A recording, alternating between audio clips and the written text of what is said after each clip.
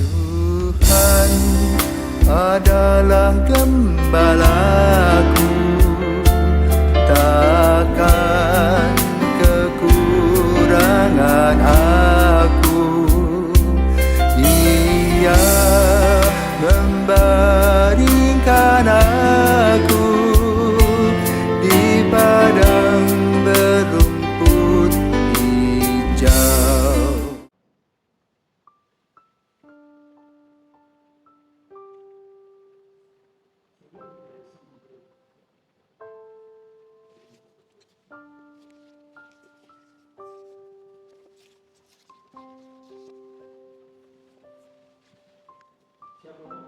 Siap?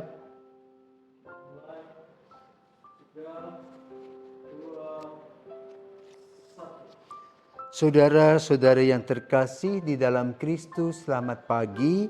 Salam jumpa lagi dalam Sabda Siap Saji Sabtu 18 November 2023, hari biasa pekan ke-32. Marilah kita berdoa dalam nama Bapa dan Putra dan Roh Kudus. Amin. Bapa yang Maha Kuasa, Engkau membuka jalan keselamatan bagi kami berkat kurban Kristus di salib. Semoga kami selalu bersedia mendengarkan sabda-Mu yang mengajak kami untuk berbelas kasih. Dengan pengantaran Yesus Kristus Putra-Mu Tuhan kami, yang bersama dengan Dikau dalam persatuan Roh Kudus, hidup dan berkuasa Allah sepanjang segala masa. Amin. Tuhan bersamamu dan bersama rohmu. Inilah Injil Yesus Kristus menurut Lukas. Dimuliakanlah Tuhan. Lukas 18 ayat 1-8. Pada suatu ketika Yesus menceritakan suatu perumpamaan kepada murid-muridnya untuk menegaskan bahwa mereka harus selalu berdoa dengan tidak jemu-jemunya. Ia berkata, di suatu kota ada seorang hakim yang tidak takut akan Allah dan tidak menghormati siapapun. Di kota itu ada pula seorang janda yang selalu datang kepada hakim itu dan berkata, "Belalah aku terhadap lawanku." Beberapa waktu lamanya hakim itu menolak, tetapi ia kemudian berkata dalam hatinya, "Walaupun aku tidak takut akan Allah dan tidak menghormati siapapun, namun karena janda ini menyusahkan daku, baiklah, aku membenarkan dia supaya ia jangan terus-menerus datang dan akhirnya menyerang aku." Lalu Yesus berkata, "Camkanlah pernyataan hakim lalim itu.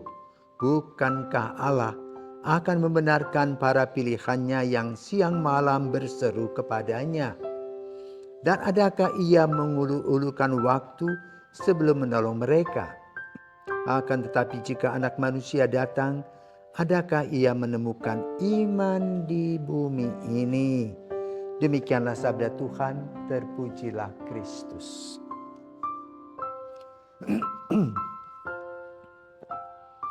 Saudaraku terkasih, hari ini kita diajak untuk merenungkan sabda Yesus. Dan gambaran yang disampaikan oleh Yesus adalah menggambarkan tentang hakim yang lalim. Tapi kita bisa juga menggambarkannya secara positif. Kita ingat peranan orang tua di dalam keluarga, di mana setiap anak diurusnya dengan sungguh baik. Kadang-kadang anak-anak ini sakit, tidak nafsu makan. Lalu apa yang dibuat oleh orang tua agar anaknya sembuh? Berbagai macam cara dilakukan. Yang penting anak itu mau makan sehingga dapat sembuh kembali sebagaimana sedia kala. Dipaksa. Dan ketika dipaksa, anak mungkin marah, menangis, tetapi Bagi orang tua tidak ada jalan dengan cara memaksa untuk makan sehingga obat yang ditelan bereaksi bagi tubuhnya. Demikianlah juga yang mau disampaikan dalam urusan kita pada hari ini adalah bagaimana proses berdoa.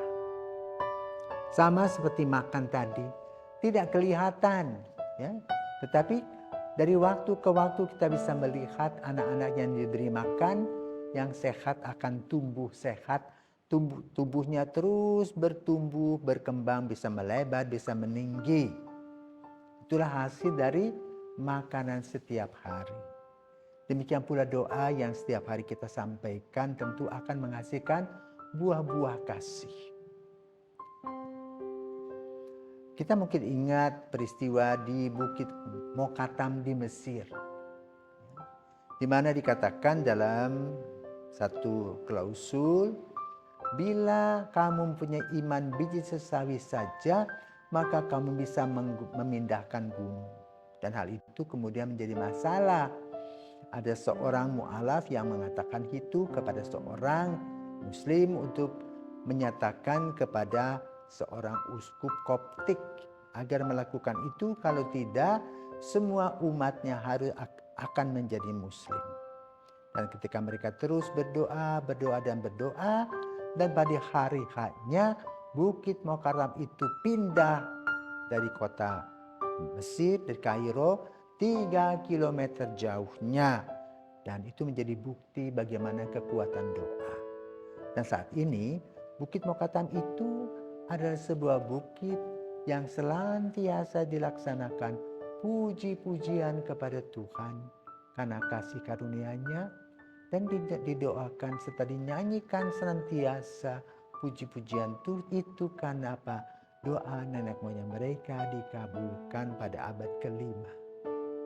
Semoga kita pun juga yang setiap hari berdoa harus memaksa diri untuk terus berdoa, sebagaimana juga Santa Monica telah melakukannya dengan air mata dan doa setiap hari untuk mempertobatkan suaminya Patricius dan anaknya Agustinus, dan itu berhasil. Maka peristiwa pengalaman-pengalaman mereka ini merupakan bagian dari contoh-contoh dan keteladanan bagaimana doa merupakan sebuah kekuatan. Maka mari saudara terkasih, kita berdoa walaupun seperti hakim yang lalim itu, tetapi yang paling utama dan penting, doa menghasilkan buah-buah kasih. Selamat pagi, selamat berdoa, dan selamat berkarya. Tuhan memberkati. Amin.